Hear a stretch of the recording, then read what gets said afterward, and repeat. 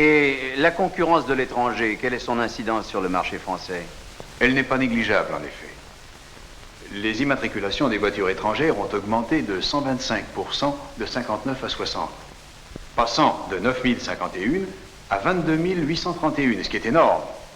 Mais les constructeurs français ont réagi en développant leurs exportations dans les autres pays du marché commun. Et c'est Simca qui a obtenu la plus forte augmentation.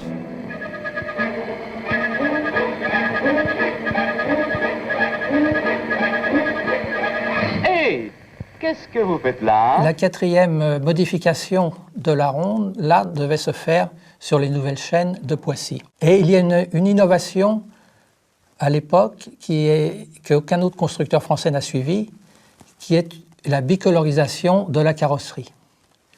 C'est-à-dire qu'on pouvait choisir la teinte de la carrosserie et la teinte du toit, qui était d'une teinte différente.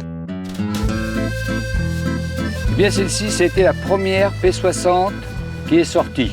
Le seul modèle qui est sorti avec les bandes larges, P60 Mouleri, moteur flash spécial, intérieur bicolore en fonction de l'extérieur de la voiture. Alors, lorsque les journalistes ont demandé à M. Pigozzi que signifiait P60, il leur a dit que P60 a deux significations.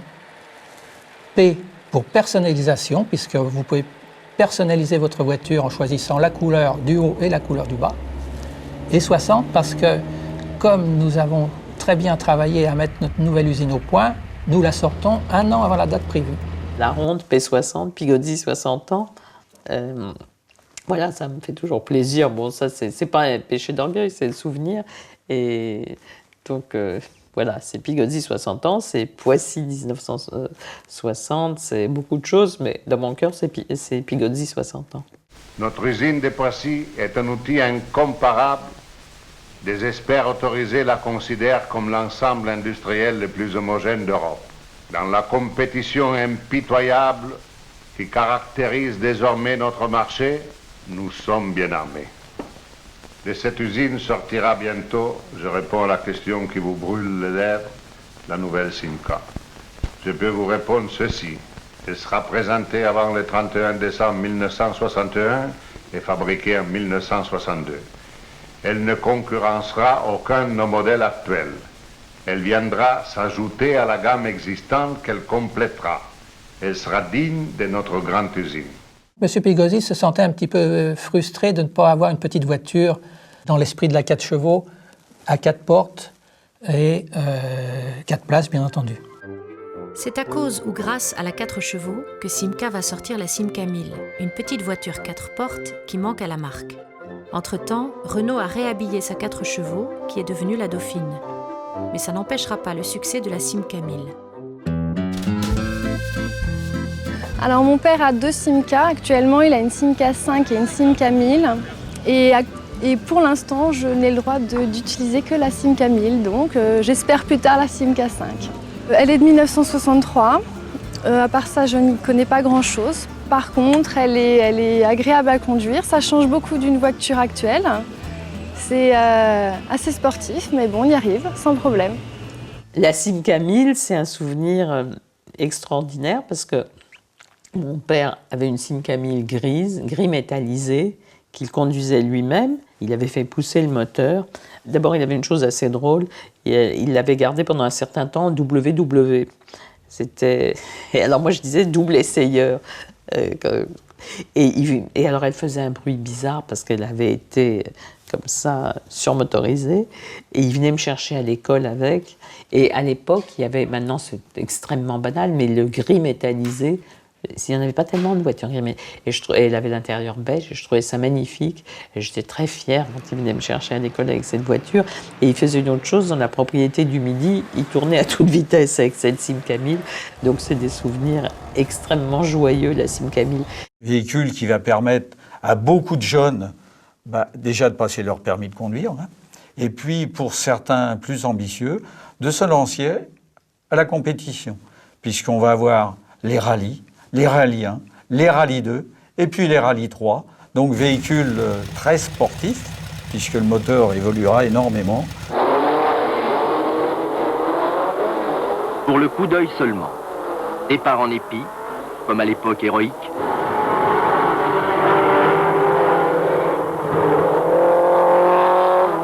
Et au tour suivant, les Simca 1000 attaquent. De bons pilotes et d'autres un peu impulsifs. Pour trouver ses vraies limites, il faut bien les dépasser un peu.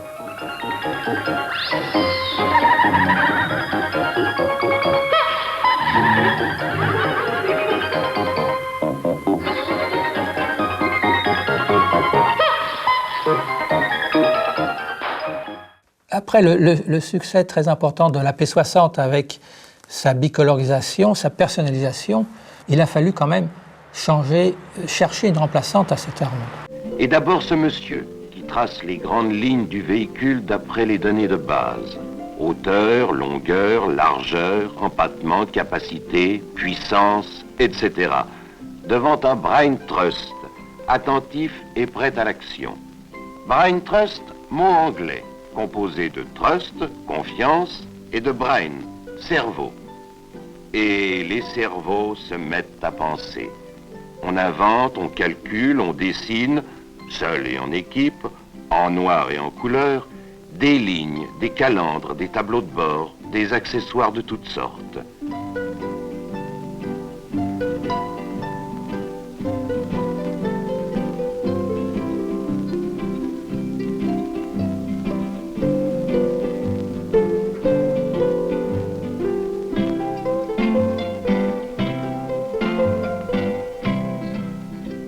Et puis, on pétrit la glaise.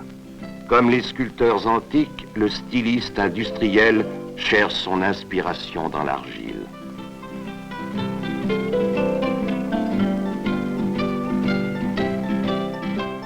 Et donc les techniciens de chez Fiat et de chez Simca ont planché sur un modèle plus moderne qui sera la Simca 1300 et 1500. Derrière ces murs, ces filets de camouflage, se cache une piste d'essai, une piste secrète. Toutes les conditions de la route sont reconstituées d'une façon méthodique. Rien n'est laissé au hasard. Toutes les difficultés, tous les obstacles, tous les pièges sont minutieusement prévus et répétés. Comportement général et réaction particulière de la voiture.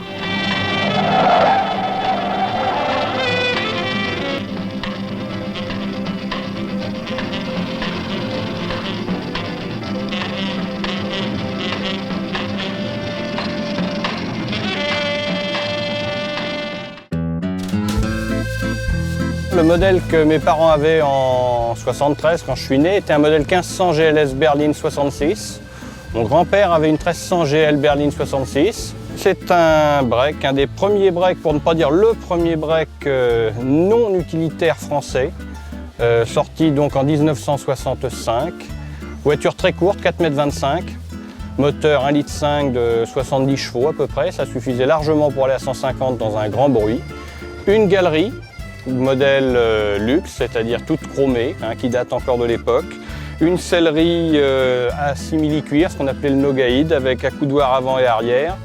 Un intérieur quasiment tout en bois, dont la table de camping. La porte arrière qui bascule après avoir fait descendre la vitre par la petite manivelle que l'on trouve sur la porte. Et à l'intérieur, une particularité de ce modèle GLS, c'est une montre électrique qui fonctionne toujours, et qui équipait ce modèle-là en modèle unique, puisque les modèles plus bas de gamme, qui n'avaient pas ces baguettes, qui n'avaient pas ces enjoliveurs, n'en étaient pas équipés.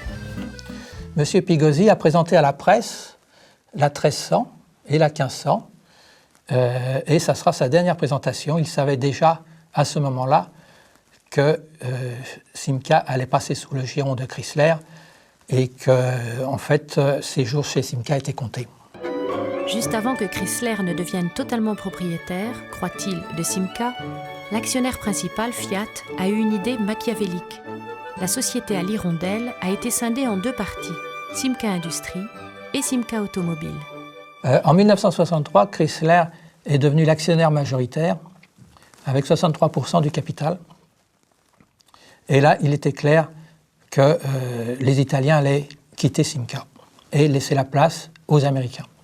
Les dirigeants de Chrysler, réalisant un peu plus tard qu'ils vont devoir acheter également Simca Industries pour faire fonctionner Simca Automobile, exigent la démission de Henri Théodore Pigozzi. Ce dernier, qui est devenu un gros actionnaire, empoche une fortune, l'équivalent de plusieurs millions d'euros. Maintenant, Simca est une usine de Chrysler France et Henri Pigozzi reste encore à la tête de Simca Industries. La chute brutale, mon père, il n'en a jamais parlé.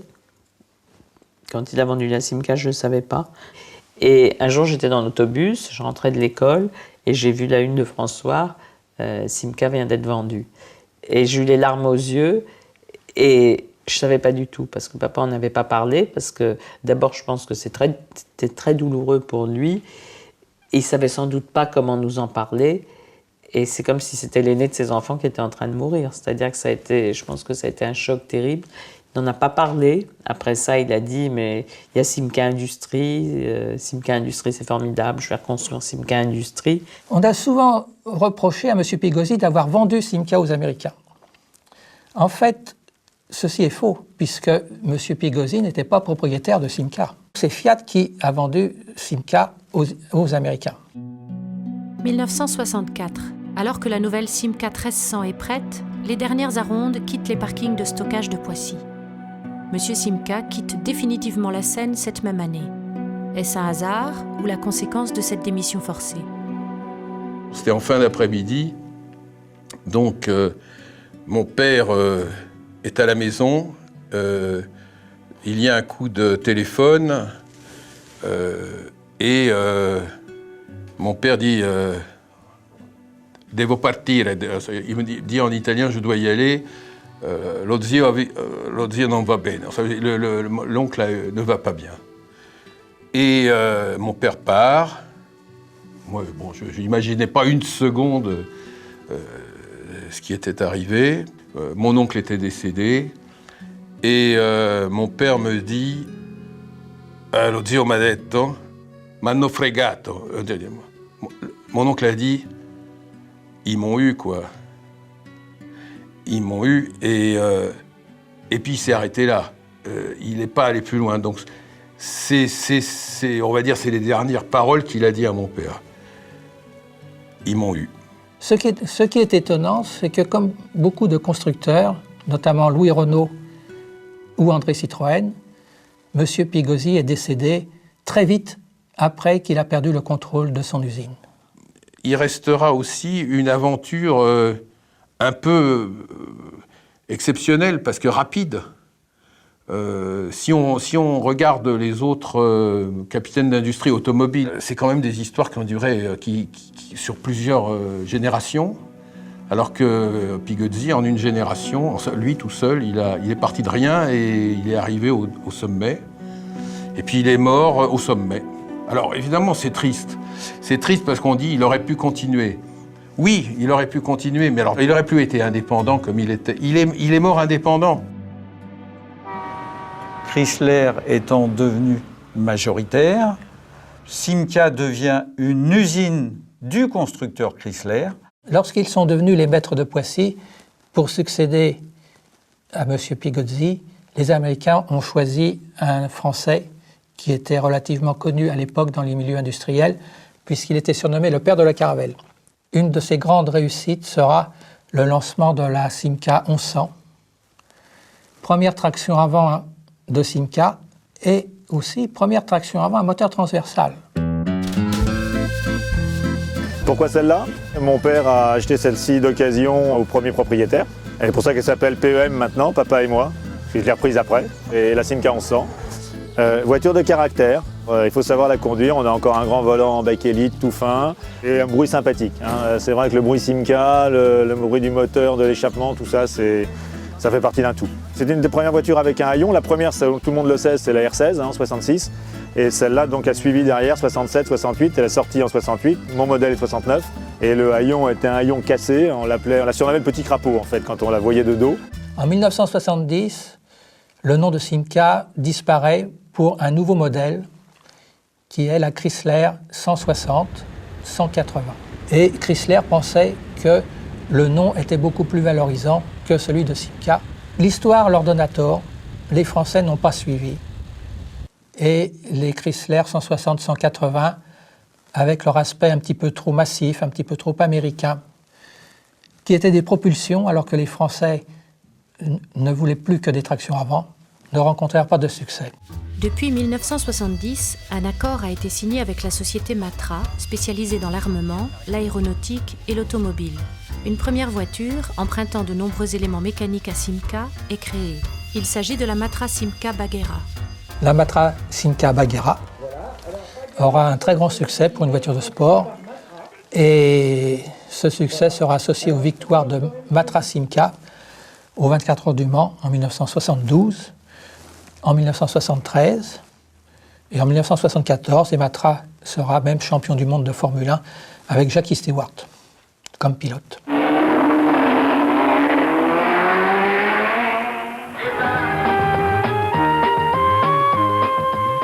C'était ça, la fête du Simca Racing Team. Les Matra Simca, championnes du monde, les CG, les proto 2 litres de la coupe Simca Shell, les petites Simca 1000 Rally, toutes les Chrysler dans la course étaient là. Et aussi leurs cousines nouvelles-nées, les Bagheera. Malgré ce succès, les voitures uniquement appelées Chrysler peinent à décoller. Les Américains prudents vont lancer les nouvelles 1307, 1308 avec la double identité Chrysler-Simca.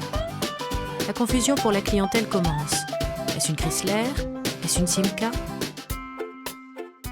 Très vite, on va constater que Simca, désormais, sous la direction des Américains, amorcera un lent déclin qui sera inéluctable. L'hirondelle, si chère à M. Piegozzi, s'envole peu à peu et sera remplacée donc par le Pentastar. Le projet Horizon, Chrysler étant en difficulté aux États-Unis, ils n'ont pas de produit pour concurrencer la Volkswagen Rabbit, c'est le nom du modèle Golf diffusé aux États-Unis. Pour ce faire, il fait appel à la structure européenne. Dans le planning, le bureau d'études français est en train d'étudier un produit de remplacement de la Simca 1100 qui correspond de pas trop loin au cahier des charges du produit voulu par les Américains. Ce qui fait que ce produit va échapper un petit peu aux vrais besoins définis par l'Europe et plus tard, il va être un peu en concurrence avec les Simca 1307, 1308 qui sont sortis quelque temps avant. La Chrysler Simca Horizon, présentée en 1977, sera vendue aux États-Unis sous les noms de Dodge Omni et Plymouth Horizon. Il y a aussi d'autres éléments vers la fin de l'histoire de Simca qui sont intéressants, c'est que cette marque est quand même capable d'intégrer toutes les innovations de Matra. La Simca Rancho, c'est un rendez-vous manqué extraordinaire. La Simca Rancho, c'est le rendez-vous manqué avec le phénomène 4x4 qui va apparaître quelques années plus tard. Le succès de la Chrysler Simca Horizon n'empêchera pas le retrait de Chrysler en Europe. Simca est à vendre et le gouvernement français veut conserver ce patrimoine industriel. Il n'y en a qu'un à l'époque, groupe privé qui soit capable de le faire, c'est Peugeot. Le contrat établi avec les Américains stipule clairement que dorénavant, les voitures ne devront plus porter le nom Chrysler. À Poissy, on pense d'abord que Peugeot va utiliser à nouveau la marque Simca. Alors, que va faire Peugeot? Il va avoir une très mauvaise idée. Il va se dire, on va créer une nouvelle marque, on va créer la marque Talbot. En fait, Peugeot n'est pas allé chercher bien loin. Talbot, cette marque d'entre-deux-guerres, appartient à Simca depuis 1958. C'est Henri Piegozzi lui-même qui l'a racheté, surtout pour mettre la main sur une usine et des terrains. Et en 1978, Chrysler, qui est déjà en très grave difficulté financière, reprend contact avec nous et ça débouche à l'été 1978 sur la reprise de Chrysler Europe par Peugeot. Le groupe qui représentait 6% du marché européen passe pratiquement 18% avec la reprise de Chrysler Europe et devient le premier groupe européen. Tout ça est salué avec un certain enthousiasme, mais nous savons que les difficultés sont devant. Le nom de Talbot, un nom mythique, très connu dans le monde dans le monde, eh bien, c'est le choix qui a été fait. Donc là, c'est un peu un non-sens en termes de marketing, c'est-à-dire que le consommateur ne comprend pas le message. Quelle est cette marque qui est complètement nouvelle, à laquelle on a accordé un nouveau logo, cette espèce de T, qui n'est pas un logo historique, qui vient un peu de nulle part, pour lui proposer des voitures qui, pour l'essentiel, existaient déjà. Il y avait des fidèles Simca, il y avait des gens qui ne juraient que par Simca. À l'époque, à la fin des années 70, c'est pas comme maintenant, on change assez peu souvent de marque. Il y a une vraie fidélité d'achat. Les gens de chez Peugeot s'avirent leur revanche, puisque Simca les a empêchés de dormir pendant quasiment 50 ans, depuis la Simca 8. L'histoire de Simca nous a habitués aux voitures à deux noms. Avec la Talbot Simca Solara, on verra même pendant quelques mois la voiture porter 3 marques, Simca, Chrysler et Talbot. L'histoire de Simca s'achève en 1980 avec la Talbot Solara. Elle est la toute dernière voiture ayant porté le nom Simca. Et c'est ainsi que Peugeot, ayant perdu en plus des parts de marché considérables au tournant des années 80, va décider de lâcher l'affaire et de se séparer de cette marque un peu artificielle qu'il avait créée. Ce qui fait qu'on arrive à une période que tous nous regrettons, parce que c'est une période difficile, c'est la période des conflits sociaux de 1982. Alors pourquoi ces conflits sociaux ? Tout simplement la suppression d'une grande partie des avantages acquis, mais surtout, de fait de la mévente des produits Talbot, le chômage technique. Donc, 82, ça a été une période très, très difficile. Donc, nous allons nous lancer sur un projet important pour Poissy. Ce projet est basé sur la 205. Ce véhicule, qui devait s'appeler Talbot Arizona, sur le plan, eh bien, on nous demande de mettre un lion dans la calandre et puis de rajouter un enjoliveur entre les feux arrière, comme il existe déjà sur la 205. Et au mois d'octobre 1985, on va lancer donc la Peugeot 309. La marque Talbot, dont on remarque l'absence au Salon de l'Auto 1986, va disparaître au profit du lion Peugeot. Chrysler d'abord, Peugeot ensuite, ont sans aucun doute négligé l'attachement des Français pour la marque Simca, qu'ils ont vu naître en 1934. Le château d'eau de Poissy, voulu par M. Simca, est repeint à neuf en 1996 et orné du lion, symbole de Peugeot. Grâce aux collectionneurs, à la CAPI, aux historiens et au musée privé de Caroline Pigozzi, l'empreinte de Simca est bien réelle. Comme tous les ans, le club Simca France se réunit. Caroline Pigozzi fait le déplacement en Sologne, au château de la Ferté-Saint-Aubin. Elle est accueillie par le président du club, Marc Danois.